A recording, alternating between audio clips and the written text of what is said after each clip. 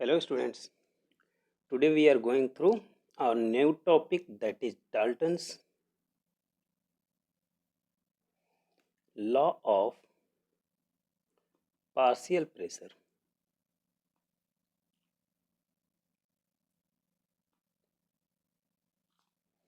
ठीक है, Dalton's law of partial pressure. तो डाल्टन्स लॉ क्या बताता है कि जो टोटल प्रेशर होगा, मान लो दो कंटेनर या दो से ज़्यादा कंटेनर हैं, इन दोनों कंटेनर को अगर दोनों कंटेनर में गैसेस भरे हुए हैं और ये गैसेस कुछ ना कुछ प्रेशर रखे होंगे, तो इनके जो प्रेशर्स होंगे, जो इनका पार्शियल प्रेशर होगा, वो टोटल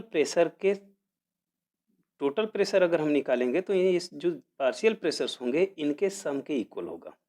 मीन्स बताता है कि अगर हमारे पास तीन कंटेनर हैं जिसमें P1, P2 और P3 गैसेस हैं, प्रेशर के गैसेस हैं, तो टोटल प्रेशर जो P होगा वो होगा P1 plus P2 plus P3 के इक्वल होगा।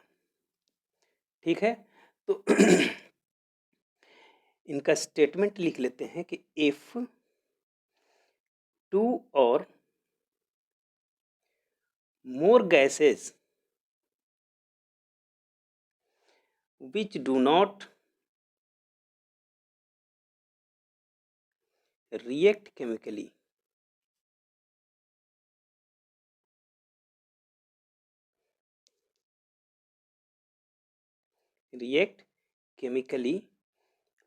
are combined or enclosed in a vessel, the total pressure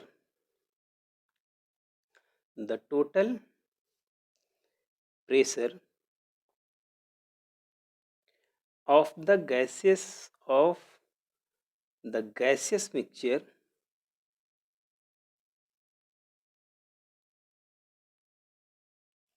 is equal to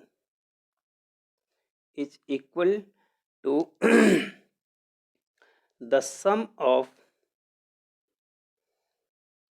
the partial pressures that each gas will exert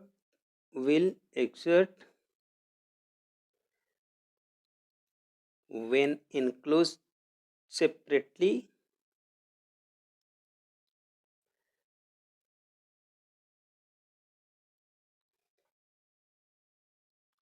in the same vessels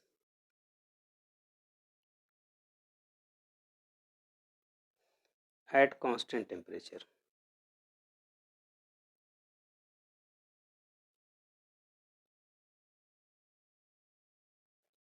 ठीक है, कहते हैं कि if two or more gases which do not react chemically, याद रखिएगा कि Dalton's law of partial pressure उसी gas पर अप्लीकेबल है जो एक केमिकली रिएक्ट आपस में नहीं कर सकते। जैसे मान लो हमारे पास अगर NH3 है या HCl है, तो इस टाइप के गैसेस को अगर हम आपस में कंबाइन करते हैं तो ये NH4Cl के फॉर्म में रिएक्ट कर सकते हैं।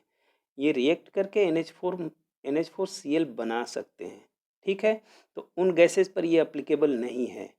Dalton's law of partial pressure is applicable only to those gases which do not react chemically, जो केमिकली रिएक्ट नहीं कर सकते।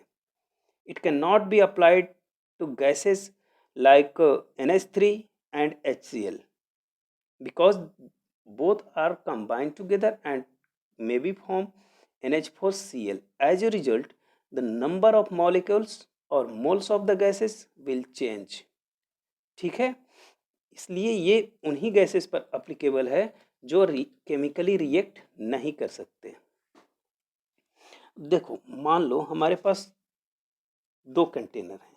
देखो, एक कंटेनर ये है,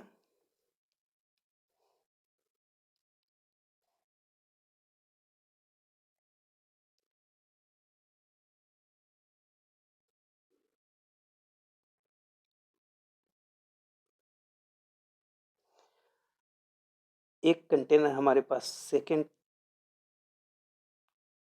ये है,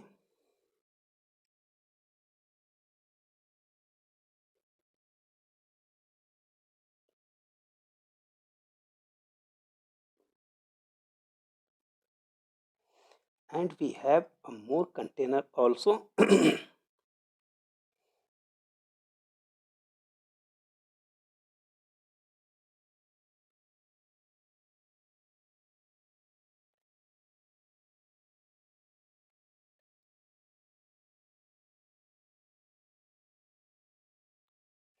ठीक, अब देखो इसमें अगर हमारे पास कुछ गैसेज हैं, जैसे ये है हमारा नाइट्रोजन गैस, मान लो ये कौन सा गैस है, नाइट्रोजन गैस है,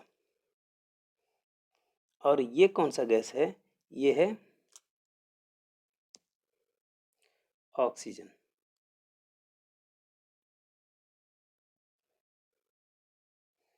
ठीक है, अब इसमें में जब फर्स्ट कंटेनर है, इसका प्रेशर P1 है, दिस वन इज P1।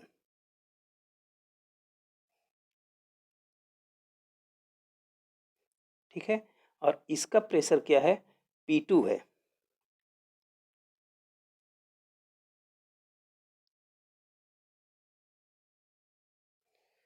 तो जो जब इन दोनों कंटेनर्स को एक मिक्स किया गया एक दूसरे कंटेनर में, तो इसमें इसके पार्टिकल्स कुछ इस तरह हो जाएंगे, सब मिक्सअप हो जाएंगे। ठीक है, और इस समय जो इसका प्रेशर होगा वो इन दोनों के प्रेशर के सम के इक्वल होगा, मीन्स P1 प्लस P2।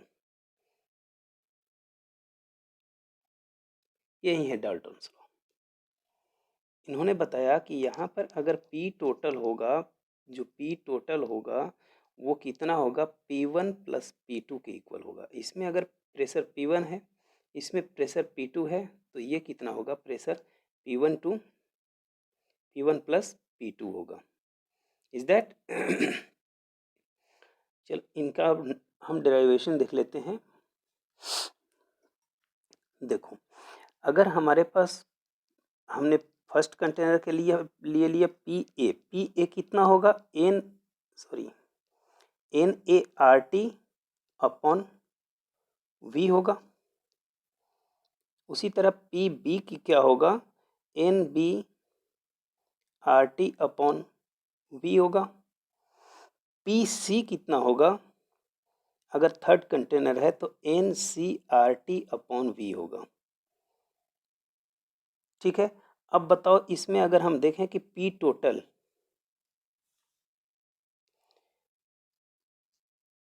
तो P टोटल हमारा कितना आएगा, PA plus PB plus PC के इक्वल आएगा।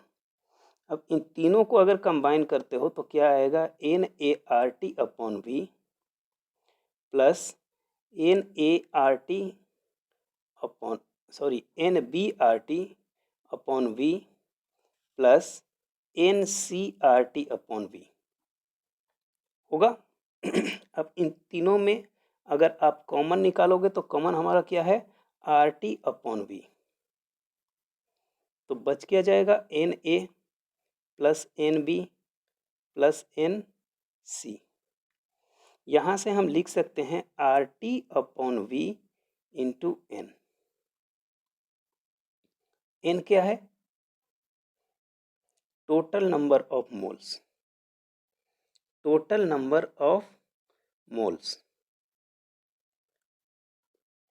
ठीक है, अब देखो अगर हमें PA के बारे में निकालना है तो हम क्या लिख सकते हैं कि PA अपॉन P टोटल कितना होगा, NaRT upon V multiplied by V upon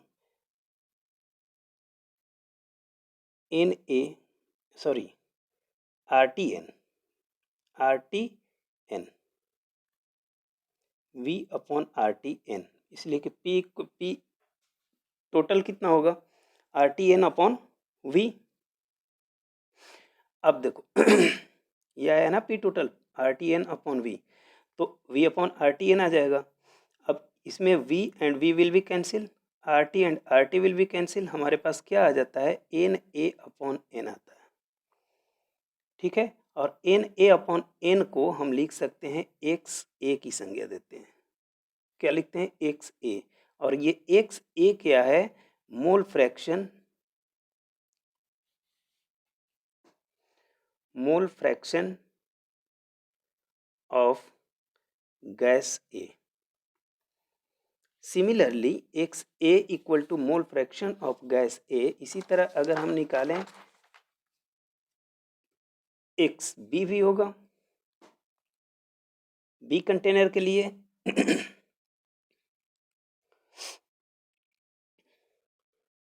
P A equal to क्या आया एक्स ए, सॉरी हाँ X A into P total by P A upon P total equal to X A. जो आप यहाँ देखे हो ये किसके इक्वल आया है X A, P A upon P total के इक्वल आया है, P A upon P total equal to X A, तो पी ए इक्वल टू क्या होगा X A into P total, तो ये हमने लिया पी ए इक्वल टू क्या आ गया X A into P total. इसी तरह से पी बी क्या होगा X A X B into P total, और पी सी क्या होगा X C into P total.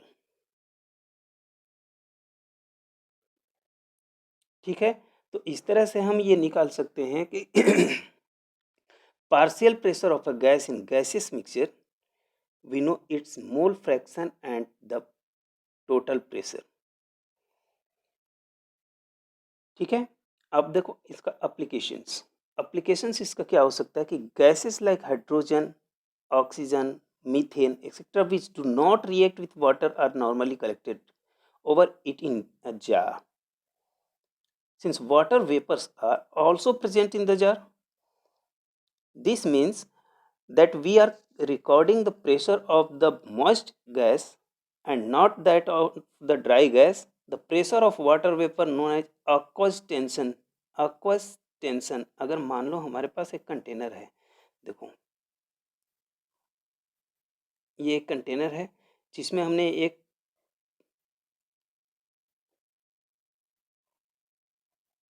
Gas jar लगा दिया और इसमें कुछ गैसेस हैं।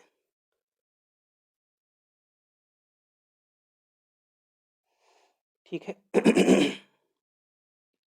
अब यहाँ पर अगर प्रेशर बढ़ रहा है, देखो पी एटमॉस्फेरिक, एटमॉस्फेरिक प्रेशर यहाँ क्या है ये गैस प्लस वाटर वेपर,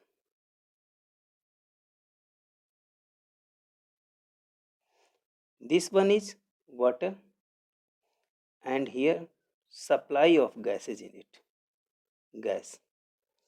ठीक है, तो प्रेशर ऑफ ड्राई गैस, इस गैस का जो ड्राई गैस है उसका प्रेशर कितना होगा total pressure minus aqueous tension. Total pressure में से अगर एक्वस टेंशन को निकाल लोगे, अगर हमें निकालना है कि प्रेशर ऑफ ड्राई गैस, तो हम क्या लिख सकते हैं कि total pressure minus aqueous tension.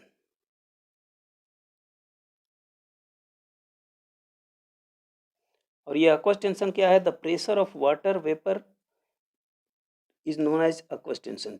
जो प्रेशर वाटर वेपर पर लगता है उसको हम कहते हैं एक्वस टेंशन।